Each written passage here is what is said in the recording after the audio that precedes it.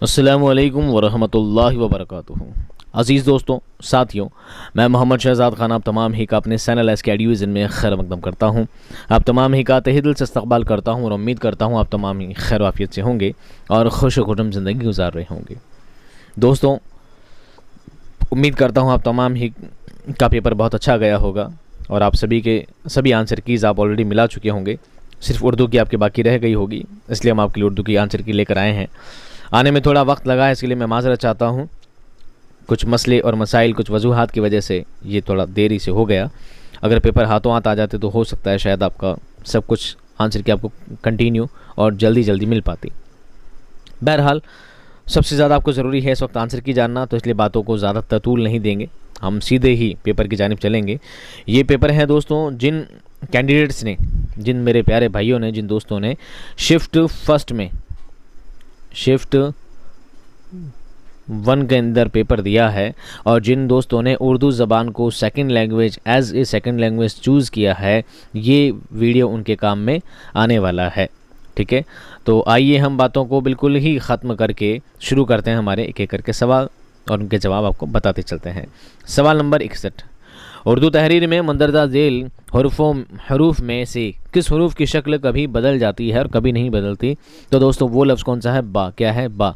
बा की शक्ल कभी बदल जाती है और कभी नहीं बदलती, कभी छोटी कभी बड़ी, बार बार चेंज होती रहती है। सवाल नंबर 62, उर्दू पढ़ना सिखाने के तरीक़ों में से तरीक़ा उस सूद के बारे में कौन सी बात दुरुस्त नहीं है?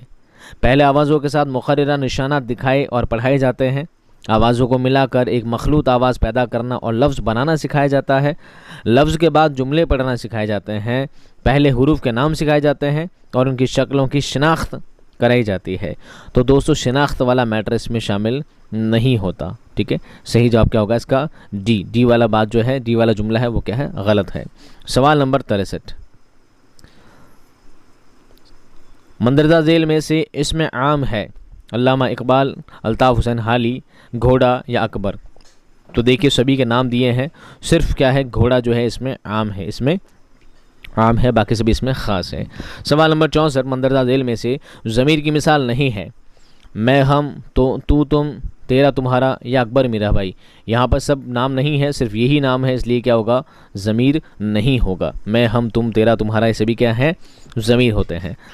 हुरूफ क़मरी होते हैं, जिनसे पहले अलिफ लिखा जाए, जिनसे पहले अलिफ लाम नहीं लिखा जाए, जिनसे पहले अगर अलिफ लाम आए तो लाम बतौर तलफ़्फ़ुज़ में शामिल होता है, जिनसे पहले अगर अलिफ लाम आए तो लाम बतौर तलफ़्फ़ुज़ में शामिल नहीं होता है। तो दोस्तों, सही जवाब इसका क्या है? सी। क्या है? सी। हुरूफ क़मरी वो होते हैं जिनसे पहले अलिफ और लाम लगाए जाते हैं, लेकिन उसको पढ़ा जाता भी है और पढ़ा नहीं जाता, तो ये क्या हो जाता है? हुरूफ शमसी हो जाता है। सवाल नंबर 66, मंदरजा झेल में से कौन सा हुरूफ मुसव्वती हुरूफ नहीं है? अलिफ, वाव, या, ये 3 है क्या? हुरूफ मुसव्वत है, हुरूफ इल्लत को कहा जाता है। इसके अलावा जितने भी लफ्ज़ होते हैं, जितने भी हुरूफ होते हैं, वो मुसव्वती नहीं होते हैं। इसलिए इसका सही जवाब क्या है दोस्तों? ख, यानी ए इसका सही जवाब है, ये मुसव्वती हुरूफ नहीं है। सवाल नंबर 67, उर्दू ज़बान की तदरीस के इक़दामी उसूल में शामिल नहीं है। इक़दामी यानी आगे बढ़ते हुए उसूलों में शामिल नहीं है। आपको पहले वीडियो में बताया था, जुज़ से कुल की जानिब, मादी से गैर मादी शय की जानिब, तज्ज़िया से तरकीब की जानिब और तजुर्बा से इस्तदलाल की जानिब। तो दोस्तों, कौन सा उसूल नहीं है? जुज़ से कुल की जानिब, यानी अंश से पूर्ण की जानिब नहीं चला जाता है, बल्कि पहले पूर्ण बताया जाता है, पहले पूरी बात बताई जाती है, बाद में उसके छोटे छोटे टुकड़े करके उसका अंश बताए जाते हैं। मादी से गैर मादी का मतलब होता है भौतिक से अभौतिकता की तरफ, तज्ज़िया से तरकीब की तरफ होता है संश्लेषण से विश्लेषण की तरफ, ठीक है, संयुक्त से विश्लेषण की तरफ, और तजुर्बा से इस्तदलाल की तरफ होता है तर्क से विश्लेषण की तरफ, अनुभव से तर्क से विश्लेषण की तरफ इसका मतलब होता है। तो सही जवाब क्या होगा दोस्तों? ए इसका सही जवाब होगा। सवाल नंबर 68, तदरीस के इस्तक़राई तरीके में उसूलों का इस्तेमाल किया जाता है। ख़ास से आम की तरफ, मालूम से नामालूम की तरफ, कुल से जुज़ की तरफ, या मंदरजा बाला मज़कूरा सभी, मज़कूरा बाला सभी? तो सही जवाब क्या होगा दोस्तों? मज़कूरा बाला सभी, मज़कूरा बाला सभी, क्योंकि इस्तक़राई तरीका या एडवांस तरीका होता है जिसमें ख़ास से आम, मालूम से नामालूम और कुल से जुज़ की जानिब चला जाता है। सवाल नंबर 69, मनसूबाबंदी के जो मराहिल, जमा है मरहले की, मरहला चरण, जो मराहिल जॉन फ्रेडरिक हर्बर्ट ने बताए हैं उनमें से है तैयारी, पेशकश, मुवाज़ने, मुस्कुरा बाला सभी। सही जवाब है मज़कूरा बाला सभी। सभी चीज़ें जॉन हर्बर्ट ने बताई थी। सवाल नंबर 70, सालाना मनसूबाबंदी के लिए मंदरजा झेल में से क्या इक़दामात नहीं किए जाते हैं? कौन से इक़दामात नहीं किए जाते हैं? तदरीसी मकासद के लिहाज से निसाब का तज़किया, तालीमी साल के अमली अय्याम का पता लगाना, हारिकाई के लिए मनसूबा पीरियड का अंदाज़ा लगाना, बगैर किसी मनसूबे के पढ़ाना। ये तरीका बिल्कुल क्या है दोस्तों? गलत है। डी क्या इसमें गलत है। सवाल नंबर 71, किस तरह के मनसूबाबंदी में पूरे निसाब के छोटे छोटे काबिल अमल हिस्सों में तकसीम किया जाता है? सालाना मंसूबा, यूनिट का मंसूबा, सबक का मंसूबा या सालाना और सबक का मंसूबा? दोस्तों सालाना मंसूबा है वो तो बड़ा है, वो तो पूरा निसाब है। सबक का मंसूबा बहुत ही ज़्यादा छोटा है। अगर बात की जाए किस तरह के मंसूबा बंदी में पूरे निसाब की बात की जा रही है, पूरे निसाब के छोटे छोटे टुकड़े किस में किए जाएंगे? यूनिट के मंसूबे में किए जाएंगे। फिर यूनिट के मंसूबे से ही थोड़े छोटे टुकड़े करके क्या बनाया जाता है? सबक का मंसूबा बनाया जाता है। इसलिए सही जवाब क्या होगा दोस्तों? बी होगा। क्या होगा? बी होगा। सवाल नंबर 72, तलबा जिन उलूम को सीखते हैं उनमें समझ बूझ पैदा करना और अपनी ज़बान में उसकी तौज़ीह करना कहलाता है। क्या कहलाता है दोस्तों? तफ़हीम कहलाता है। तफ़हीम का मतलब, तफ़हीम बना है फ़हम से, फ़हम का मतलब होता है समझ और तफ़हीम का मतलब होता है समझाना। ठीक है, तो तशरीह करना क्या का मतलब क्या होता है? समझाना होता है। क्या होता है? समझाना होता है। सवाल नंबर 73, यूनिट मनसूबाबंदी की खसूसियात नहीं है। कौन सी नहीं है? यूनिट मनसूबाबंदी यौमिया तदरीस को एक असास फराहम करती है। असास यानी बेस, एक आधार फराहम करती है। बिल्कुल सही बात है। इसके ज़रिए तमाम दरसी मकासद का हुसूल मुमकिन है। बिल्कुल सही बात है। इसमें मुख्तलिफ तदरीसी तरीक़ा कार का इस्तेमाल मुमकिन है। ये भी सही बात है। इसके ज़रिए मुअल्लिम की पहले से तैयारी नहीं करता है। ये बिल्कुल गलत और बेकार की बात है। मुअल्लिम हमेशा पहले तैयारी करता है तभी वो पढ़ाने जाता है। सवाल नंबर 74, डाल्टन प्लान की खसूसियात नहीं है। आज़ादी और मिलजुल कर काम करना, सही बात है। दर्जों के बजाय तजुर्बा गाहों का होना, ये इनका एक्सपेरिमेंट क्लास बनाया था इन्होंने, ये तरीका भी बिल्कुल सही जवाब है। स्कूल में पाबंदी के साथ जलसे वगैरह होना, यानी प्रदर्शनियाँ होना, चेंजेस होना, ताकि बच्चे उन चीज़ों से इस्तिफ़ादा हासिल करें। और डी है, हर बच्चे के लिए उसकी ज़रूरत के मुताबिक वक्त नहीं दिया जाता। ये बात गलत है, हर बच्चे को टाइम दिया जाता है। ठीक है। सवाल नंबर 75, पढ़ो और लिखो तरीका सीखने के किस उसूल पर मबनी है? जुज़ से कुल की जानिब, ख़ास से आम की जानिब, कुल से जुज़ की जानिब या मालूम से नामालूम की जानिब? तो दोस्तों पढ़ो लिखो तरीका किस पे है? कुल से जुज़ की जानिब का तरीका है। सवाल नंबर 76,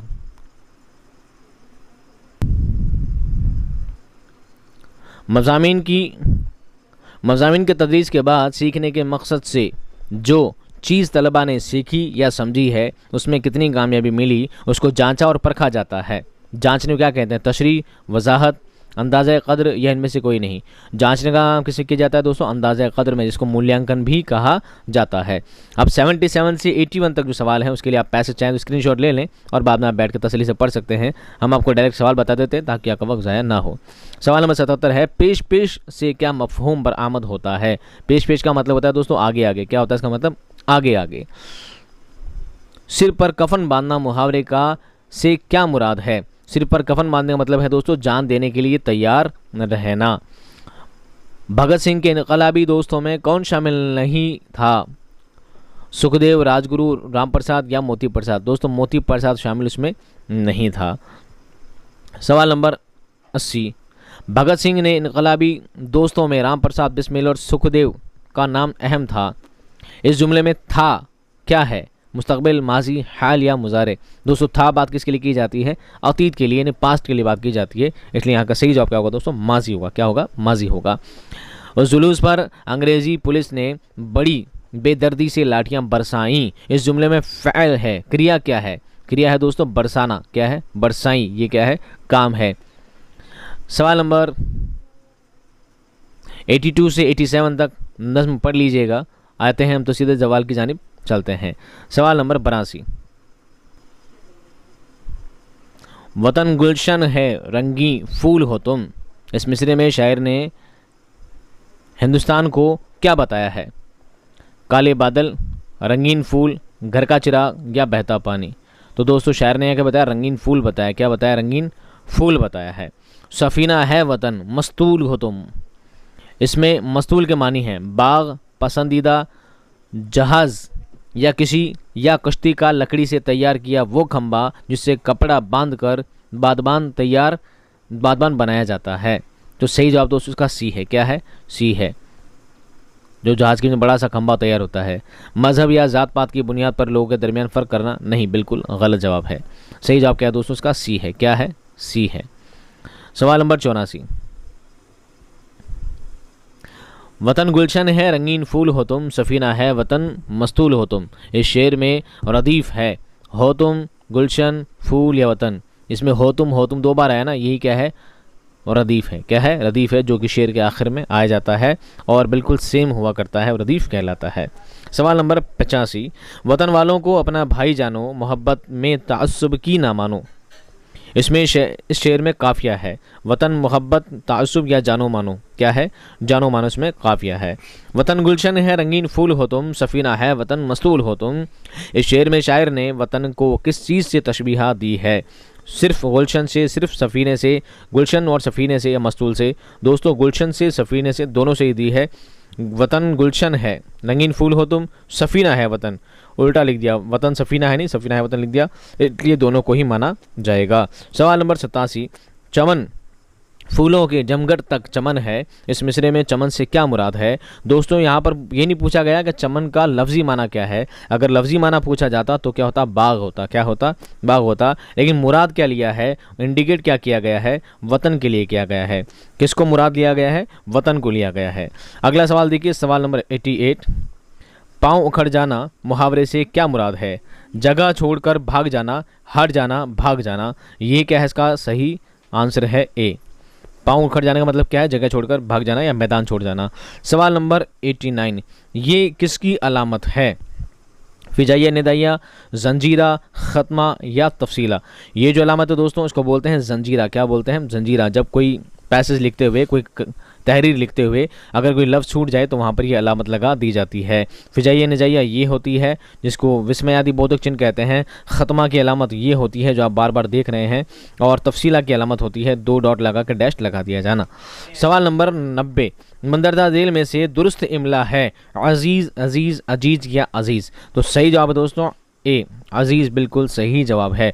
उम्मीद करता हूं दोस्तों आपके 30 में से बहुत ज़्यादा सवाल आपके सही हुए होंगे और ये भी उम्मीद करता हूं कि आपके नंबर 90 से ऊपर गए होंगे। और उसके बाद ये भी उम्मीद करता हूं कि आपका फाइनल में सिलेक्शन ज़रूर होगा और फाइनल की तैयारी भी आप इसी चैनल से करेंगे। जुड़े रहिए चैनल के साथ। मैं मिलता हूँ आपको बहुत सारे ढेर सारे अच्छे से अच्छे कॉन्टेंट के साथ, ज़बरदस्त वीडियोज़ के साथ। तब तक खुश रहिए, आबाद रहिए। खुदा हाफ़िज़।